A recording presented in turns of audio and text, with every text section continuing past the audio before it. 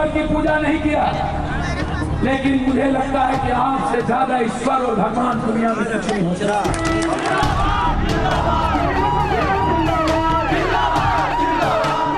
लोकसभा से सड़क तक लड़ेंगे। राजनीतिकरण आरक्षण का नहीं, ये नेता का प्रोटेक्शन अपराधियों को, बलात्कारियों को मिलता है। बच्चों के सम्मान के साथ खिलवाड़ करते हैं।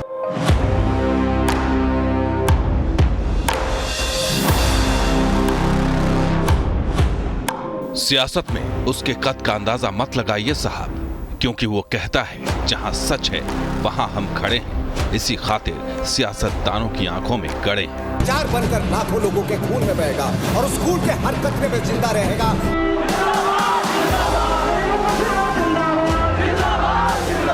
उसके बाहुबल का भी अंदाजा मत लगाइए। वो कहता है आवाम की मोहब्बत ने मुझे ये तमगा दिया है, ये मुझे कबूल है। हम आपके ही मुस्कुराने के अवसर के लिए जीना चाहता है। और तो छोड़िए साहब, उसने तो मोहब्बत भी ऐसी की कि सियासी गलियारों से लेकर आशिकों की बस्ती तक सब उसके मुरीद हो गए। प्यार अंधा होता और प्यार में पड़ने वाले उससे बड़े अंधे होते हैं। और हो भी क्यों ना, वो तो खुद अपनी मोहब्बत की मिसाल कुछ यूं देता है। मेरा जो प्यार था ना, वो हीर रांझा लैला मजनू से भी ज्यादा खतरनाक था। जो बाहुबल के दम पर कुछ भी हासिल करने का मादा रखता था, उसे अपनी मोहब्बत को हासिल करने में तमाम जतन करने पड़े। हम एक बार उनके भाई से मिलने गए, नहीं मिले। उनके एक जीजाजी से दिल्ली में मिले, हम बोले उनको कि हम रंजीत जी से प्यार करते हैं, तो कहते हैं तब ऐश्वर्या राय से प्यार हो जाए तो क्या हो जाएगा। तो ऐसा जवाब दिए कि हमको लगा इसको क्या करें। खुद की जुबान से मोहब्बत के किस्से बयां करने वाले इस शख्स की आवाज शायद आप पहचान गए होंगे, और अगर नहीं तो हम बता दें कि खुद की जुबान मोहब्बत के फसाने और उसकी कामयाबी की कहानी कहने वाला ये और कोई नहीं बल्कि है बिहार का बाहुबली राजेश रंजन उर्फ पप्पू यादव।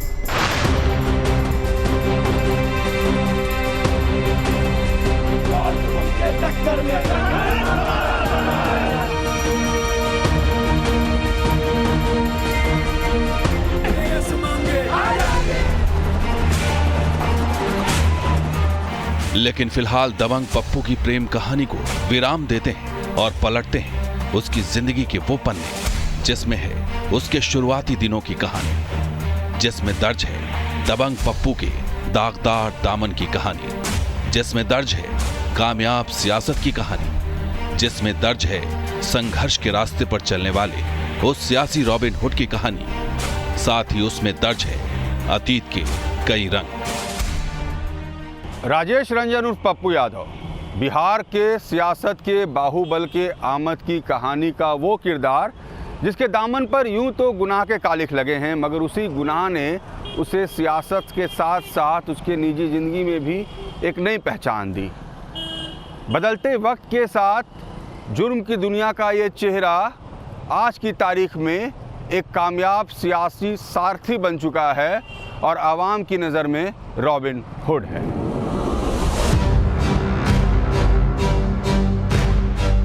आज हम जिस बाहुबली का जिक्र कर रहे हैं उसकी कहानी रुपहले पर्दे की वो पटकथा है जिसमें साजिश, संघर्ष, सियासत सब कुछ है, लेकिन सबसे ज्यादा दिलचस्प है उस बाहुबली की प्रेम कहानी। हम उसकी प्रेम कहानी की स्क्रिप्ट के हर एक पन्ने से आपको बाखबर कराएंगे, लेकिन सबसे पहले शुरुआती जिंदगी के पन्नों को पलटते हैं जिसकी इबारत लिखी गई साजिश और संघर्ष के साथ। बिहार की राजधानी पटना से करीब 200 किलोमीटर दूर मधेपुरा जिले का कुमारखंड, यही पता है बिहार के उस दबंग सियासी नेता का जिसका ताल्लुक एक रसूखदार घराने से है। घर वाले प्यार से उसे पप्पू कहते थे, लेकिन शायद पप्पू को भी इस बात का अंदाजा नहीं था कि सियासत में भी उसकी पहचान इसी नाम से होगी। हालांकि शुरुआत में पप्पू यादव का सियासत से कोई लेना देना नहीं था, पर हाँ, उस वक्त बिहार की सियासत में जिसे एक नाम की चर्चा हर चौराहों पर होती थी, उस नाम के मुरीद तो वो भी थे।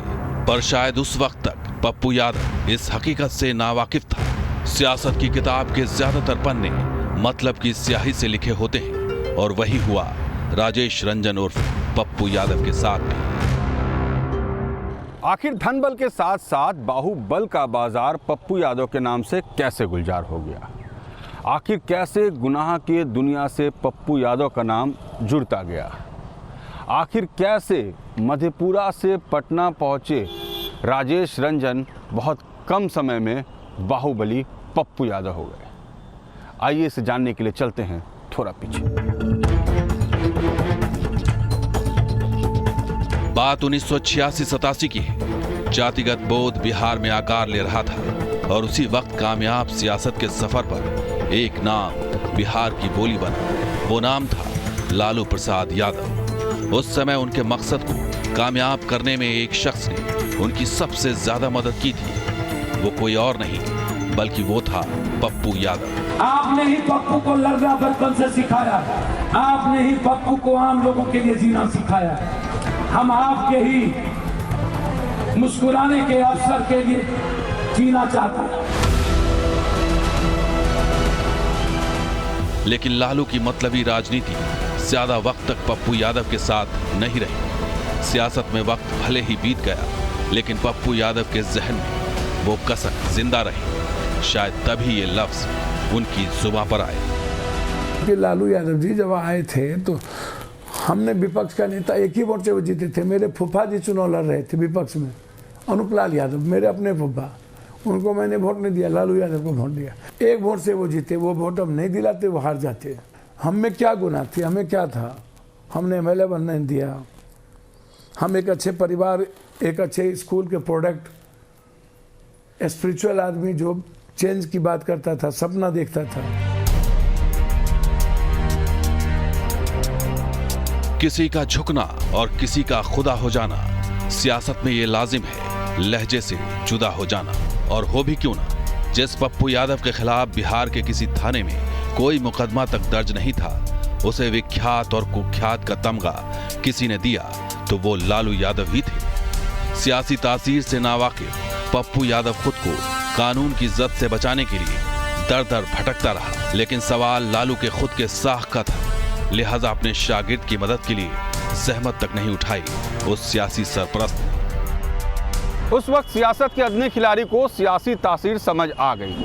कल तक जो बिहार के सियासत के सरपरस्त के ख्वाहिशमंद लालू यादव का मददगार था, आज वो खुद मदद का मोहताज हो गया। लेकिन हाँ, इस घटना से सीख लेने के बाद पप्पू यादव के राजनीतिक सफर की शुरुआत जरूर हो गई।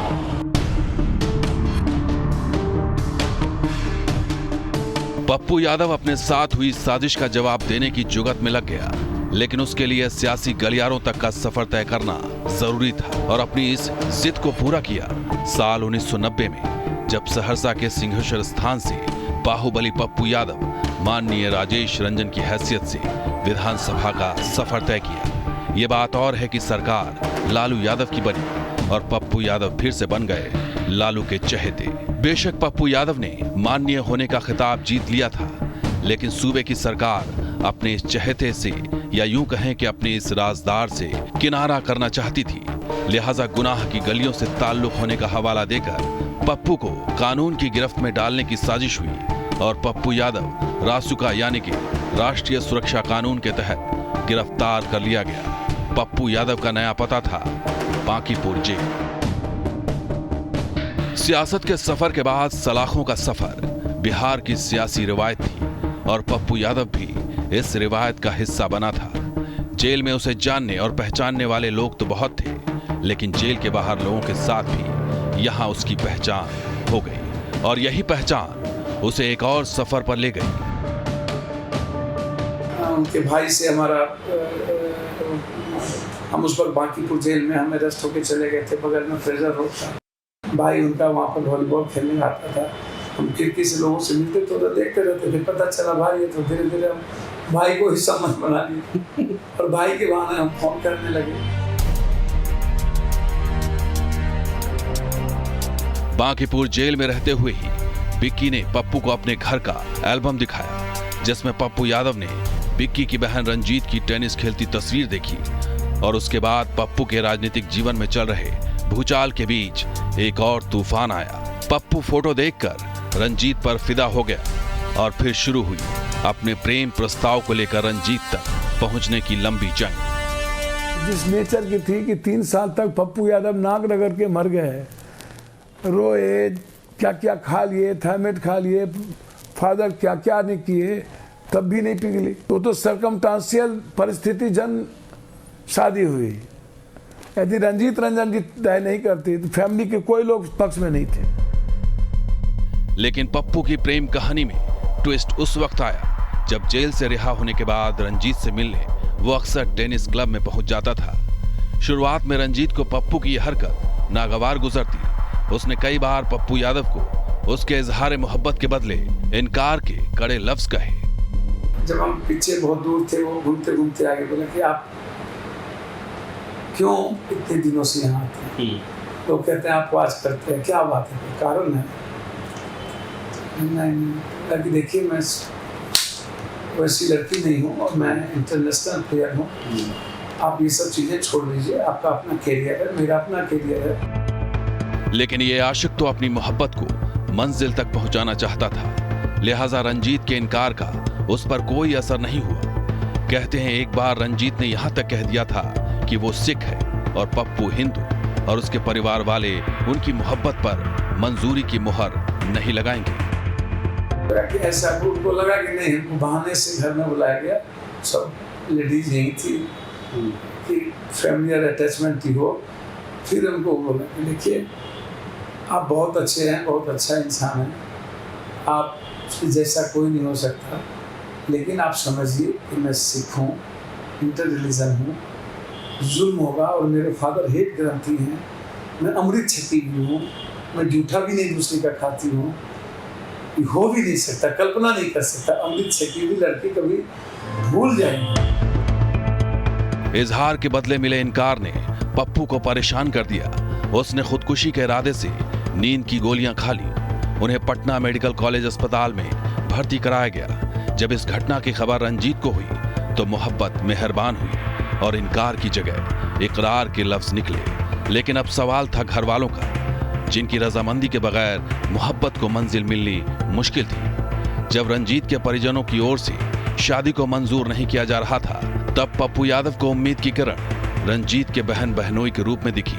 फिर क्या था, पप्पू उन लोगों को मनाने चंडीगढ़ पहुंच गए, लेकिन वहां भी उनकी दाल नहीं गली और दोनों ने इस रिश्ते को मंजूरी नहीं दी। दिल्ली में रंजीत की एक और बहनोई ने भी पप्पू यादव के मोहब्बत की दरख्वास्त को सिरे से खारिज कर दिया। हालांकि रंजीत राजी थी, लेकिन उनके घर वालों का रजामंद न होना पप्पू यादव को निराश कर गया। इसके बाद इनके फैमिली में हम चले गए, भाई से पास मिलने गए। क्या सोच कैसे सकते, इनके एक जीजा जी ने कहा हमको कि हम मिलने गए, साधु हमारे दिल्ली वाले, उनको बताया कि ऐसी ऐसी बात है, मैं लाइक करता हूँ। तो बोला कि आपको रंजीत नहीं? बोला ठीक है, ऐश्वर्या से लाइक करने लगे तो क्या हो गया कैसे? बेशक पप्पू यादव बिहार विधानसभा से देश की सबसे बड़ी पंचायत संसद तक का सफ़र तय कर चुके थे, मगर सच तो ये है कि मोहब्बत किसी ओहदे का मोहताज नहीं होती। और यही सच परेशान पप्पू और रजामंद रंजीत के मोहब्बत के कहानी में भी थी। इसी दरमियान पप्पू यादव को एक ऐसे सियासी शख्स से पहचान हुई जिसने अपने मदद के पतवार से उनके मोहब्बत के नाव को किनारे लगाया।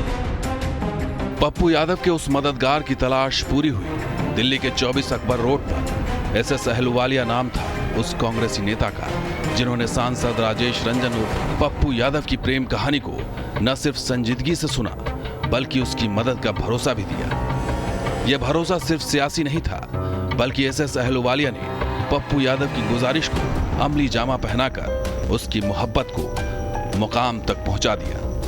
पप्पू यादव का वो समर्पण और मुझे फल के यहाँ आशियाना वहीं बिछाने को जिद था।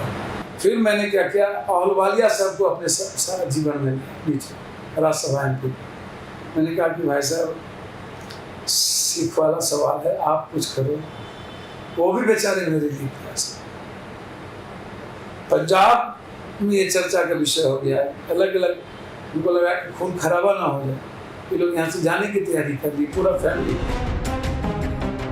साल 1992 से शुरू हुई पप्पू की प्रेम कहानी 1994 में नतीजे पर पहुंची। हालांकि अब भी रंजीत के बाकी घर वाले राजी नहीं थे, लेकिन रंजीत की मां और पिता ने दोनों की शादी पर रजामंदी की मुहर लगा दी और तय हुई शादी की तारीख। पर प्रेम कहानी के आखिरी मोड़ पर क्लाइमेक्स अभी बाकी था। पप्पू यादव की शादी पहले पूर्णिया के गुरुद्वारे में होनी थी, लेकिन फिर तय हुआ कि शादी आनंद मार्ग की रीति रिवाज से होगी। इस बीच रंजीत और उनके परिजनों को लेकर आ रहा चार्टर्ड विमान रास्ता भटक गया और देरी के कारण हंगामा मच गया। बाद में पता चला कि विमान का पायलट रास्ता भटक गया था। खैर विमान पहुंचा और लोगों ने राहत की सांस ली। पप्पू की प्रेम कहानी को मंजिल मिल गई, शायद इसलिए भी कि वो किसी दिल फेंक आशिक की तरह न तो अपने इरादे बदले, बल्कि रंजीत के सामने यहाँ तक कह दिया कि वही उसकी जिंदगी की पहली और आखिरी लड़की है। प्रेमिका से पत्नी बनी रंजीत रंजन हुई और फिर निकल पड़े दोनों सियासी सफर पर। राजेश रंजन उर्फ पप्पू यादव जिस सियासी सफर पर चल रहे थे, उस सफर में हर मोड़ पर उस सियासत से इस आशिक का पाला पड़ना था जिसका एहसास पहले ही से नहीं था। मगर बावजूद इसके पप्पू यादव ने सियासी समर में हर विरोधी को पटकनी दी और कामयाबी का सफर जारी रखा। बेशक इस दौरान पप्पू यादव के दामन पर गुनाह के कई छींटे पड़े और नतीजा ये रहा कि जेल का सफर भी जारी रहा। सियासी सफर के दौरान राजेश रंजन और पप्पू यादव ने एक दो बार नहीं बल्कि 5 बार बिहार से लेकर दिल्ली तक का सफर तय किया। कभी किसी पार्टी के पोस्टर पर नाम चस्पा हुआ तो कभी अपने दमखम पर निर्दलीय प्रत्याशी की हैसियत से भी सियासी समर में सियासत के महारथियों को पटखनी दी। पर सियासत के सफर पर कुछ वक्त के लिए तब विराम लग गया जब उसके अतीत के पन्नों की गवाही के सामने उसकी उम्मीदवारी पर कुछ वक्त के लिए पाबंदी लगा दी गई थी। लेकिन पप्पू यादव का रसूख अवाम के बीच जारी रहा और यही वजह है कि पति के सियासी विरासत को संभालने रंजीत रंजन मैदान में उतरी तो उन्हें निराश नहीं होना पड़ा। अपने पति की विरासत को रंजीत रंजन ने आगे बढ़ाया और जीत हासिल कर देश की सबसे बड़ी पंचायत में अपना आमद दर्ज कराया। बेशक सलाखों की सजा ने पप्पू यादव को सियासत से दूर रखा, लेकिन उसका बाहुबल सियासी बाजार में अपना असर दिखाता रहा और जेल की सलाखों में पप्पू यादव की कलम अतीत से लेकर मौजूदा वक्त तक की कहानी लिखती रही। पप्पू यादव ने द्रोहकाल के पथिक नाम से एक किताब भी लिखी है जिसमें दर्ज है उसकी जिंदगी की एक एक कहानी। कह सकते हैं कि दबंग पप्पू यादव किरदार बदलकर अपना किस्सा लिखता रहा और मौजूदा वक्त में भी उसकी कहानी खत्म नहीं हुई है, बल्कि बाहुबली पप्पू यादव की रॉबिन हुड छवि जनता के बीच खासी चर्चा में है। कभी बाढ़ पीड़ितों की मदद के लिए सड़कों पर निकले पप्पू यादव तो कभी कोरोना काल में लोगों की मदद के लिए। यूं तो सीमांचल में इस सियासी नेता का सिक्का चलता है, लेकिन बिहार में मददगार सियासी नेता की जो छवि अब लोगों के बीच सामने आ रही है वो पप्पू यादव की जिंदगी का एक और रंग है। कभी बुलेट से मौत के पुल को पार कर अपनों तक पहुंचने की कोशिश, तो कभी आवाम की खैर खबर पूछने उनके बीच। बेशक इन दिनों सियासत का बाजार पप्पू यादव का भाव नहीं लगा रहा, लेकिन आवाम के बीच इस बाहुबली नेता ने अपनी जो छवि बनाई है वो फिलहाल के लिए तो काबिले तारीफ है। सामाजिक और शैक्षणिक रूप से जो कमजोर है उस गरीब को आरक्षण की वकालत करिए। विशेष आर्थिक पैकेज बिहार को कैसे मिले? किसको चिंता है बिहार के नौजवानों? जब सियासतदान और पॉलिटिशियन खुद अपने मुल्क में नफरत पैदा करेगा वह देश बचेगा क्या? हम दुनिया के सबसे ताकतवर लोकतांत्रिक मूल्य हैं। हम बिहार की बेटियों की इज्जत की लड़ाई लड़ रहे हैं। पुलिस ही क्यों शिकार होती है इंसान? गरीब को कमजोर परेशान किया जाता है, वहाँ आपका सेवक आपके द्वार वहाँ जाएगा। कल का नहीं पता, लेकिन सियासत में दागदार दामन से पीछा छुड़ाना मुश्किल ही नहीं नामुमकिन है। यकीनन सीमांचल के बाहुबली पप्पू यादव की कहानी में सब कुछ है। संघर्ष और साजिश से शुरू हुई जिंदगी की कहानी में मोहब्बत भी है और उसके मंजिल की कहानी भी है जो अपने मुकाम तक पहुंची। जी हाँ, पप्पू यादव के सियासी संघर्ष की कहानी एक बार फिर शुरू हो चुकी है, क्योंकि जिस सीमांचल में राजेश रंजन उर्फ पप्पू यादव का सिक्का चलता था, जिस सीमांचल की आवाम ने पप्पू का उस वक्त भी साथ दिया था जब उसकी जिंदगी में गर्दिशों का दौर शुरू हुआ, उसी सीमांचल की जनता ने साल 2019 के लोकसभा चुनाव में उसकी सरपरस्ती को नकार दिया। सिर्फ पप्पू यादव को ही चुनाव में शिकस्त नहीं मिली, बल्कि कांग्रेस की टिकट पर सियासी समर में उतरी रंजीत रंजन पर भी जनता ने भरोसा नहीं जताया। हालांकि चुनाव के दौरान रंजीत रंजन को उम्मीद थी कि जनता दोबारा उस पर भरोसा करेगी, लेकिन ऐसा न होना था और न हुआ। बेशक सियासी सफर के शुरुआत से राजेश रंजन ने कभी शिकस्त का स्वाद नहीं चखा, लेकिन बाहुबल के दम पर सियासत में हमेशा बने रहना भी मुश्किल नहीं था।